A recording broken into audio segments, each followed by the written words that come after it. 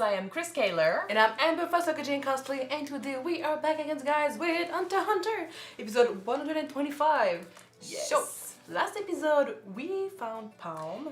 Yeah, well, she found us, actually. Yeah. And at first we weren't sure if she was an enemy or an ally, but turns out she was an enemy. They completely modified her. She was the first attempt at a soldier, and this is what they wanted. She was what they wanted to do to everyone who's waiting outside, basically. Yep. And it looks kind of like she mixed with her ability, or at least her crystal thingy. She's got scales, and her globe is on her forehead and stuff, and it looks weird, but emotionally speaking, like, she looked better. So we weren't sure what was going on. Killua was like, okay, trying to talk to her, and she was like, where's Gon? And Killua eventually realized that something was off, and turns out that they realized that a strong soldier was one with memories of his or her past. So they kept her memories, but they took away her emotions. Like, they built a wall in between the two. So she was just without morality, basically, without attachment to the people that she knew. So she was dangerous, and it was a perfect opportunity for her to just unleash everything. So she attacked Killua with, like, her hair being an armor around her body. That was pretty fucked up. And Killua wasn't winning, and eventually he just told her, like, he was trying to manipulate her a little bit by telling her, oh, Gon, I'm gonna tell you where Gon is and stuff, and you need to tell him. And then he broke down because he's like, you need to tell him that you're okay. You need to tell him that you're gonna be fine, because he's gonna be a little relief, you know? You might be the only person that can bring back Gon to himself, or at least right now he's gone. Not bring him back, but at least make him feel a little better. And that's because he feels like he failed him and he can't do shit.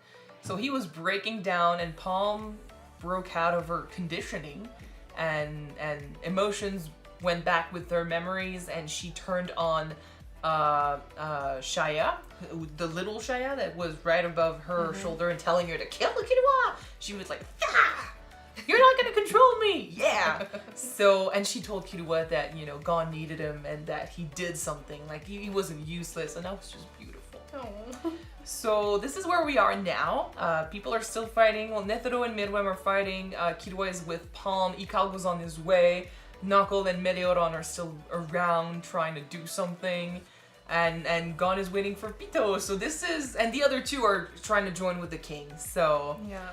Let's jump in this episode. I'm gonna apologize right now because I am a bit sick. So I'm sorry if I cough a lot or if I seem a bit out of it, but I'll try to focus. With that aside, let's jump in this episode. Don't forget to subscribe if you want to know when these come out, and check out our Patreon for the full reactions. Let's go! Let's go!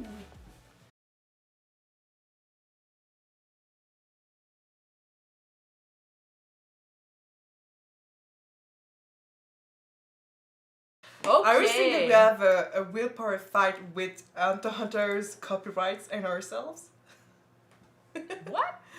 Never mind. Okay, as I was saying then. The Hunter exam. Hunter exam. Of course, Gon's power wasn't as powerful back then.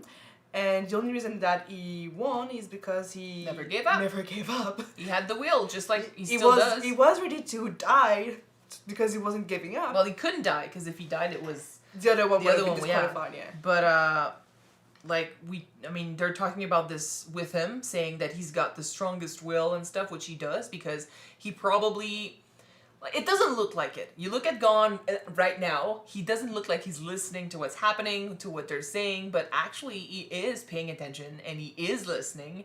And after, some time has passed since the first encounter, so even if he's still full of anger, maybe he's a little more level-headed, enough at least to talk to Knuckle and tell him, be careful and stuff, because with Killua he wasn't. Yeah.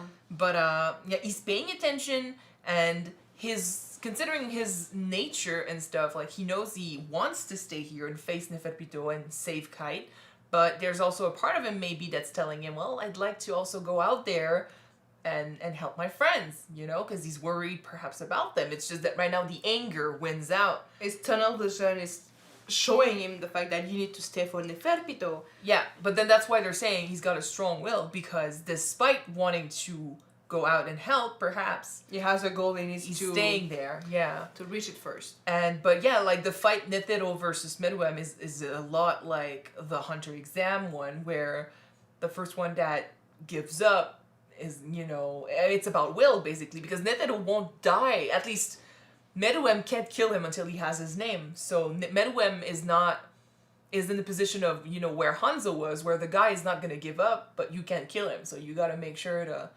push. I mean, he hasn't tried to fight back right now, yet. He's just taking all the punches. But when he starts hitting back, he will have to... He can't go 100% like Netero is, because Netero is trying to kill him. But he can't also go easy on Netero, because otherwise... Netero is fighting for his life here, and for the for the world. So he can't go easy on him, because Netero is never going to give up. It's a will thing for him. So, and I think he's strong enough to, stay, in the fight. We see right now, we've seen him show off, but in battles like this, if it gets there, because they're very strong, there's also there's the showing off of abilities, and then eventually there's the limits. I'm gonna go to my limit and stuff, and then if that doesn't work, that's when the heroes show off. And they go beyond plus ultra, Yeah.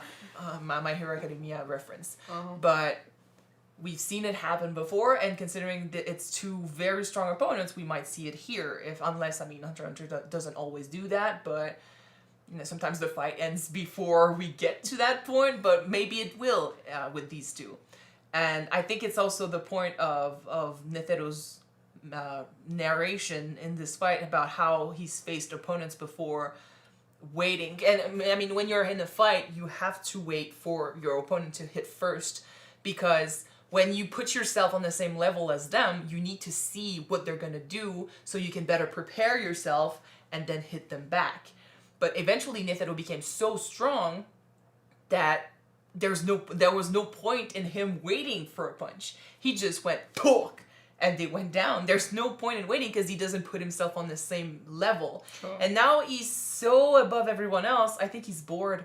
He's been bored for so long. I did say that it's basically the basic plot of One Punch Man. You're so strong that you don't have excitement when you're fighting, because no one can fight at your level. So what's the point at the end of it? I think, Netero maybe lost some passion when it comes to fighting, and he's talked about this a little bit before, how back in his day and stuff, things were different, and he hasn't had to prepare like this for a while and stuff. I think the reason why the heart and stuff, he's putting his heart into this battle, he's alive again. He's because he finds someone who can take him on. We can take that punch and push him to go even further than just one punch, which is crazy, and he hasn't seen this in years.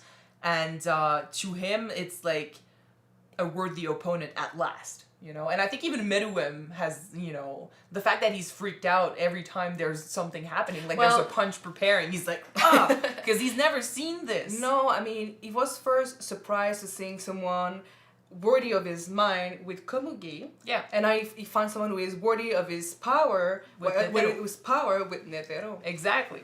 So. He's finding out that humans are not the weak creatures he thought them to be. And it's pretty great. Well, at least some of them. Yeah, but I'm a bit afraid of him fighting back, though, because right now he's just taking it. He's taking it. So he might just be waiting to see what Netero is gonna do next, and try to find a way to counter it, because it's just like one of the game with Komugi.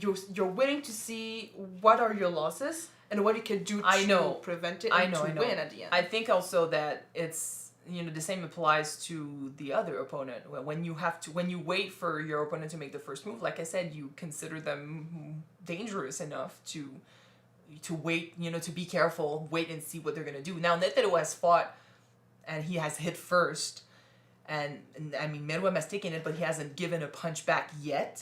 So he has that opportunity to eventually, get thrown around enough, but also analyze the ability, analyze the fighter, and eventually you dodge and hit, do something like Netero used to do. And then Netero is going to be in danger then. But in this case, like, Meruem is so strong that it's also okay to try and hit first because that's the thing. When you don't, in this case, it's not so much that Netero thinks that they're on the same level. I think he thinks Meruem is higher. So it's not, I'm waiting for his punch first so I can analyze and do something. It's more like, if I allow him the first punch, I might not get back up. But yeah, you're right. There's two ways. Like you said, one, you wait for your opponent to attack first to see what he's gonna do. But if there's a risk for you to lose, exactly, you need to attack first and not let them be able to prepare themselves for the attack.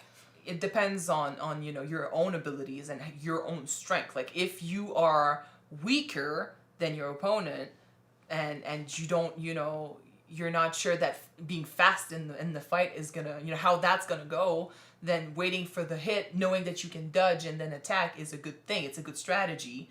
But then they're beyond that. That's why I mean, like, with Meruem, the thing is, Netero, I don't know if he knows if he can dodge that hit. That's why I'm like, the first punch might be necessary here. It's getting a bit confusing on our side with how we're explaining this, but we understand. I understand what I'm trying to say. I don't know if you understand what I'm trying to say. No, I understood. The only thing you just said, like, if you're not sure that you can dodge the attack, that you can survive the attack, you need to attack first and have the first move, because sometimes the first move, the first attacks could be to your advantage, right? No, if you're afraid, well, yeah, but if you're afraid of that first punch, like, that's what it meant. If you're afraid that first punch is going to be so terrible that it's going to be the end of the fight, then yeah, being quicker is important. But usually in the fight, the first one that attacks is at a disadvantage. But that's when both fighters are pretty much on the same level and what do you think about it, guys? Should you go for it or I wait started for it? saying something and then I started saying something else. No, but seriously, guys, what do you think about it? Should you go for it or just wait for it? Like, at the end of the day, what we were thought was that, the first one, the one that makes the first move is usually the lesser fighter, because waiting for your opponent to attack is the perfect opening. And we've been taught that, two master martial artists, at least, that's what we were told, would usually just, walk around each other evaluating, because no one would fight. Wait for them to move, yeah. Exactly. No one would hit first. So waiting is a good thing. But then, like I said, Netero became so strong, there's no respect, there's no expectation. Like, you don't expect him to actually do something. You just hit first and end the fight. There's no point to the fight. But now with Meruem, there is a point to the fight. It's just that this first hit might kill him. So there's no rule when it comes to Meruem. It's just fight for your life, which is why I love the little heart thing in the end, because he's, for the first time in so long, he's actually facing a worthy opponent who can actually fight and take a punch from him. Or 99 of them. See, that makes sense. But that's the thing, what I meant, that, there's a point in the fight in the shonen where, the hero will show off his skills, and then eventually, if it gets to the point where it's too hard to win in this case, he'll have to go the extra mile to his limit, which could be the 100th punch. Like, he's not going to 100 yet, but if he's forced to go to 100, it's going to be big. And then eventually, even then, if this punch doesn't work, that's when he has to resort to, like, the life or death technique. 100 plus 1. Yeah, something like that. But with Meruem, it might come to, my techniques are not working, so let's just work off experience and try to come up with something. And I mean, maybe with Meruem, it doesn't look like he's hurt, but yeah, like you said in the episode, perhaps we're not seeing it, but he is taking those punches, and maybe he's gonna get him through, keep hitting him, and eventually he's gonna fall. I'm sure that those punches are doing something to him. Yeah. But it's just with just like with Yuppie. I mean, every time that he got punched, it did something, but not enough to have a huge impact on him. I mean, he made him bleed before. So, yeah. Like, I'm guessing it's just hurting him inside. it's internal damage. His ego, maybe? No, it's internal damage. Okay. But yeah, that aside, we're gonna have a Knuckle and Poof fight, and I don't know if I like those odds. because Knuckles' ability...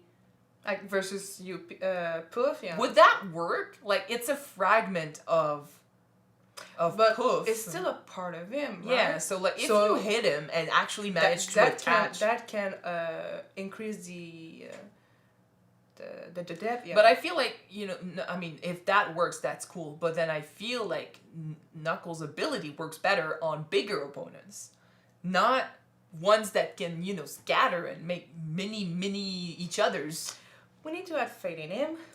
I do have faith in him, I just don't think his ability works well for that enemy. We will see about it. Alright? Yeah.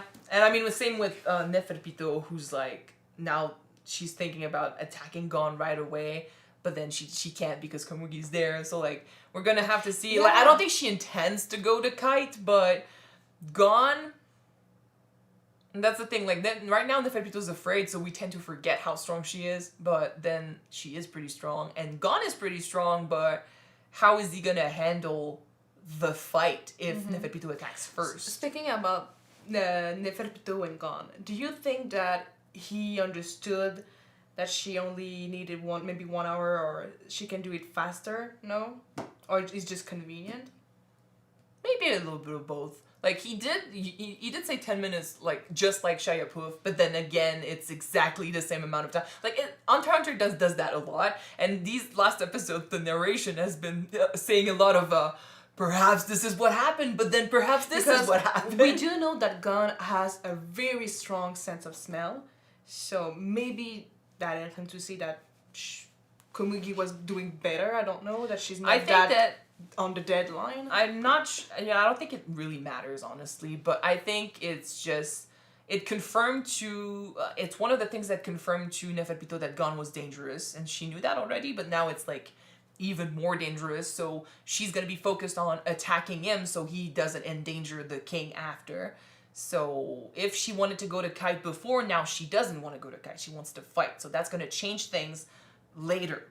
On Gon's side, I think it just means that either it was a coincidence or he just, I mean, he hasn't really been observant. Yeah, but he's observed. What is he doing here except observe? Like, he looked like he wasn't listening, like I said, but then again, he's been listening to everything. He noticed Shaya showing up. Like, he is paying attention, it's just it doesn't show. So yeah, he knows he's gonna have to fight Neferpito eventually, so why not use the fact that she's right there using her ability to analyze? True. So, but then again, like, it's not like you can know that, you know, oh, her ability is now better than it used to be. True. So, I think it's a coincidence, but he is definitely paying attention, and he is a dangerous opponent, but I think what matters about this is that Neferpito's gonna try and fight him once they're done here, which is not what Gon wants, because he wants to go to Kite and help him first. So... And speaking of Neferpito, I think that you were so happy that she gave away a huge amount of time that she was supposed to. I say that all the time. Like, we watch movies and stuff, and a situation like this happens, and I'm like, if you know you're gonna need 3 hours, and I mean, they do that in movies too, but if you know you're gonna need 2 hours, it's a normal response to ask for more, so that, you know, when they're like, meh, you're gonna have 3. You know, if you ask for 5, they're gonna give you 3. But then I'm like, if you know they're gonna do that, ask for way more. But in this case, it didn't work. But yeah. Well, I mean, it sort of worked because she ended up having the exact amount of time that she needed for Komugi. Now minus 10 minutes. But Komugi's gonna be fine. I hope. I hope. I hope, because she's so innocent in all of this. Well, honestly, like, they talked about bringing her to the king. It might be necessary to end the fight over there. You think? Yeah. And I mean, honestly, if the king is to die in this fight, I'd like for him to meet Komugi one last time. True. So we will see, but I mean, she'll be fine. I think she'll be okay. So there's that. All right.